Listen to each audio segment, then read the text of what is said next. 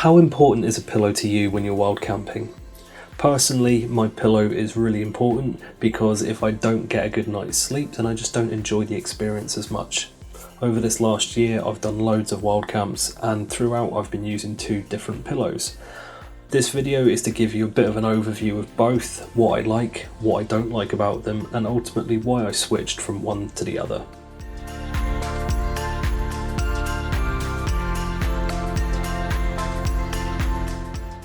So the 2 pillows that we're going to be talking about today are the Trekology Aloft 2 and the Philo Elite Luxury Pillow from Nemo. So we're going to start with the Trekology pillow, and this thing is incredibly popular. I can almost guarantee that if you went onto a wild camping forum and asked to be recommended a pillow, you're going to get a lot of people recommending this one. Let's have a look at this pillow and see what the fuss is about. When it's packed up, the pillow comes in at roughly 13 by 5 centimeters, and the pillow itself weighs 110 grams including the carry bag.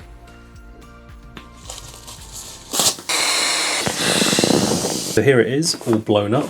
When this pillow is inflated, it measures in at 30 centimeters front to back, 40 centimeters side to side, and 10 centimeters deep. The first thing that leaps out at me as a positive with this pillow is the price. I bought this one 2 weeks ago and it cost me £16, and the first one I ever bought was back in April and I believe that cost me £15. So over the course of the year the price hasn't really moved on this pillow at all.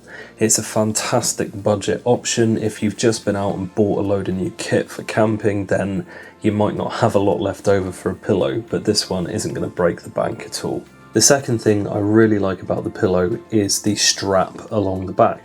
So this is used to keep it anchored down to your sleeping pad so it doesn't go pinging off in the middle of the night, which has happened to me on more than one occasion when I didn't use the strap. So I think that's a really nice feature of it as well. The third thing that I really like about this pillow is the inflation valve. I just think it's really ingenious. Inside the valve you have a little button here, and that changes it from a one-way to a two-way valve. So at the moment I can squeeze the pillow and no air will come out, but I can still blow air in, and then when you press the button it starts letting air out.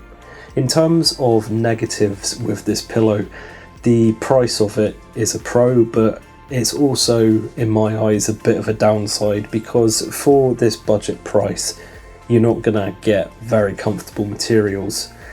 And I just don't find the Trekology pillow very comfortable. The material that it's made out of is very plasticky and I don't find it very nice against my skin. I'm also not sure why it's got the kind of the shape that it has, the ridges and undulations, etc. It doesn't look like a normal pillow, and it doesn't seem to have been modelled after one either. It strikes me as being more of a travel pillow, you know, something that you would take on a long flight or train journey. And the third downside for me is that I find the pillow a bit narrow.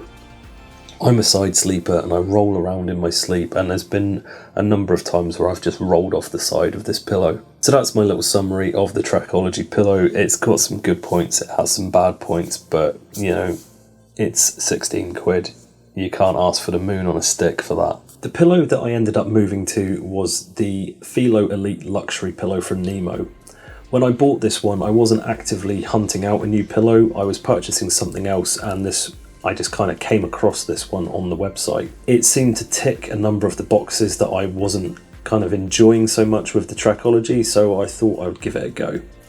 And here it is. This pillow, when packed up, comes in at 13 by 7 centimeters roughly, and the weight of the pillow is 112 grams. It's very similar in size and weight to the Trekology pillow, both of them very lightweight, and they don't take up very much space in your bag. So here it is.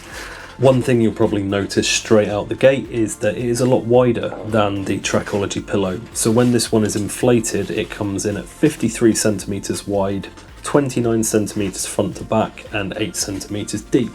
It's an extra 13 centimeters wider, and for me, because I've already mentioned, you know, I kind of roll around in my sleep a lot, having that extra Width is great because it means that I'm far less likely to roll off the side of the pillow. The next thing is it's just so comfortable in comparison.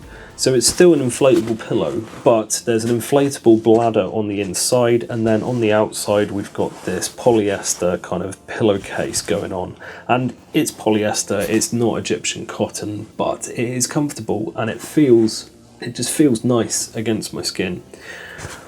Really like it. It gives me a very comfortable night's sleep. Another thing I really like about this pillow is the stuff sack. So it is integral, it's attached to the pillow. One thing I've found with camping is that everything comes with a bag. Everything has its own storage bag, and I just lose all of them. So with this being attached, it means I can't lose it. I normally just leave it kind of flapping around like this, but you can tuck it in here. And there you go, all nice and tidy. Another nice thing about this pillow is the inflatable bladder is removable, so you can put the pillowcase itself through the wash, which is great because after a few nights out on it, you're going to want to keep it clean and keep it smelling nice and fresh. So in terms of downsides, and there are a couple with this pillow, the first one is the price of it.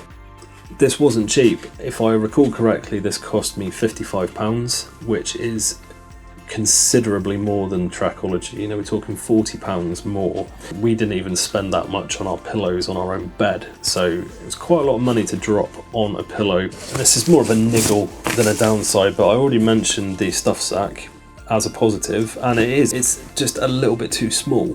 I find it a real pain to stuff this pillow back into the stuff sack. It just needs to be just a little bit bigger, like a centimetre or two bigger, and it would be far easier. The third downside with this pillow, I think, is the lack of kind of strap. The Trackology one has that strap, and I think it's a really good feature for a pillow. This one, you know, it is flatter, it's wider, and it does stay in place a bit better than the Trackology one does, but again, for the amount of money that this costs, I think adding in that strap would make it a much more well-rounded product. That pretty much wraps up my overview of the two pillows. I got the Philo about, I think I already mentioned, about 2 to 3 months ago, and whilst I was worried spending all that money that it wasn't going to be comfortable, it was a bit of a gamble, but that gamble was paid off, and I think that it has enhanced my wild camping experience because I don't like going out and being uncomfortable. I like to be comfortable. I'm not saying don't buy the Trackology pillow. All I'm saying is it's a great budget option. It does what it says it's going to do. It's built pretty well for the price. I just didn't find it comfortable enough, so I decided to go with something a little more specialised. But what do you guys use? Do you use a specific pillow, or do you use clothes stuffed in a bag, or are you one of those crazy ultralighters that uses your shoes as a pillow? I'd be really interested to hear, and likewise, if you've got any questions about these two pillows, just drop me a comment below and I will get back to you as soon as possible. That wraps it up for this video. I hope you've enjoyed it.